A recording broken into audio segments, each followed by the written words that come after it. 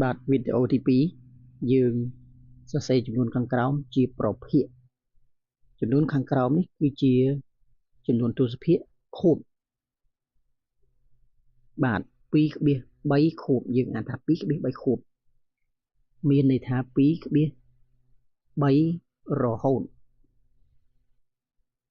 លេខកន្ទុយរបស់វាគឺ3រហូតអញ្ចឹង 2/333 រហូត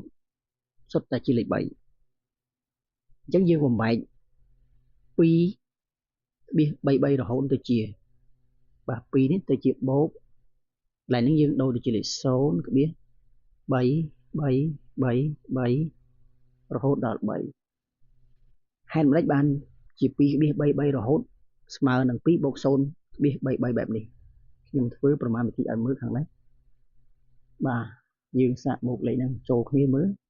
2 បូកឲ្យ 0.33 បាទអញ្ចឹងកន្លែងនេះ2អត់មានក្បៀសទេយើងអាចដាក់0ថែមប៉ុន្មានក៏បានដែរអញ្ចឹងយើងបូកចូលគ្នាទៅ0បូក3បាន3បាន3 3 2បូក0បាន2អញ្ចឹង2ក្បៀសនេះ2/3 រហូតនេះយើងអាចបំបែកវាជាបែបនេះបានឥឡូវយើងបន្តទៀតអញ្ចឹង2នេះយើងទុកសិនយើងគិតផ្នែកនេះយើងគិតផ្នែកនេះយើងគិតផ្នែកហ្នឹងបាទយើងគិតផ្នែកហ្នឹងយើងចាប់ផ្ដើមធ្វើផ្នែកហ្នឹងទាំងអស់គ្នា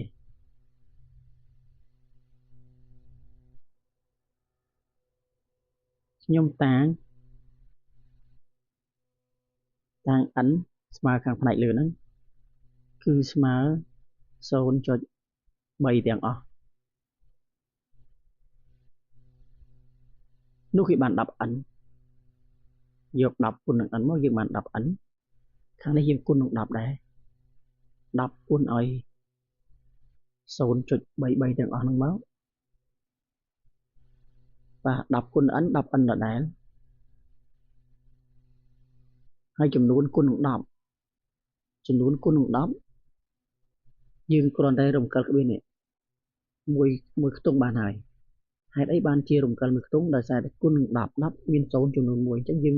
រំកិលមួយខ្ទង់កន្លែងនេះមើលឲ្យតាន់អញ្ចឹងបើរំកិលកន្លែងហ្នឹងយើងឃើញលេខហ្នឹងឃើញប្រមាណហើយកន្លែងហ្នឹងគឺប្រកាសជាឃើញ0.3 រហូត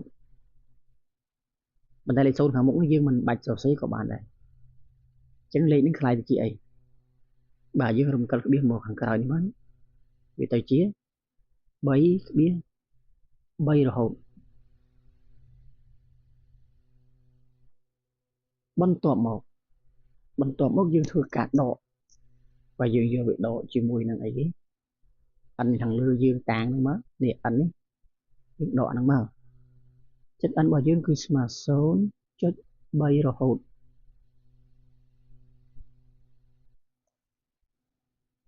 vàយើងធ្វើការដកមក 10n ដកអានេះ n បានន័យថាកន្លែងនេះ 1n 10ដក1សល់9 n ទុកនៅដដែល10ដក1ស្មើ9ចុះផ្នែកនេះវិញ3ដក3 0ចុចនៅដដែល3ដក3នេះ0ទៀតអានេះ0ទៀត0ទៀត0ទៀតកន្លែងនេះ3ដក0ស្មើ3អញ្ចឹងយើងឃើញថា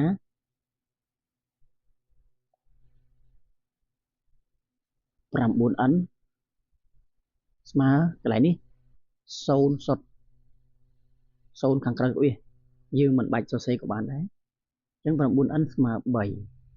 ន្ទាប់មកយើងចែកអង្គទាំងពីរនឹងលេខប៉ុន្មានបាទខាងនេះវាជាប់លេខ9ជាមួយ n អញ្ចឹងយើងចែកនឹង9មកបើអង្គទី1ចែក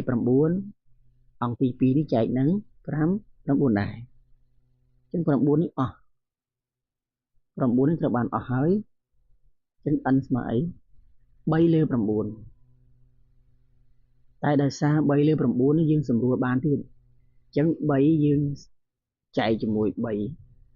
ហើយ9នេះយើងចែកជាមួយ3ដែរមកអញ្ចឹង3ចែក3បានប៉ុន្មាន1 9ចែកឲ្យ3បាន3អញ្ចឹង n យើងស្មើប្រមាណ n យើងស្មើនឹង1លើ3 ឥឡូវយើងក៏លេខមកមើលលំហាត់របស់យើងវិញនេះលំហាត់របស់យើងនេះ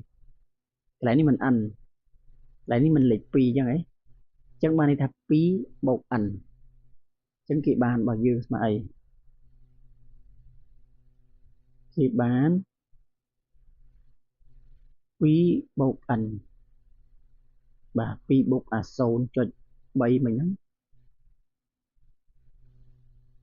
ស្មើនឹង2 បូក n ហើយ n យើងឃើញហើយយើង2 បូកនេះ n យើងនេះ n យើងស្មើ1 លើ3អញ្ចឹងយើងបូកមកភាគបែងរួមយើងយកភាគបែង3ហើយ3 2 ដងនេះ3 2 ដងបានប្រមាណ6បូកថែមអានេះលេខបានលេខ1 6 បូក 1អញ្ចឹងចម្លើយឃើញ7 លើ 3អញ្ចឹងដូច្នេះ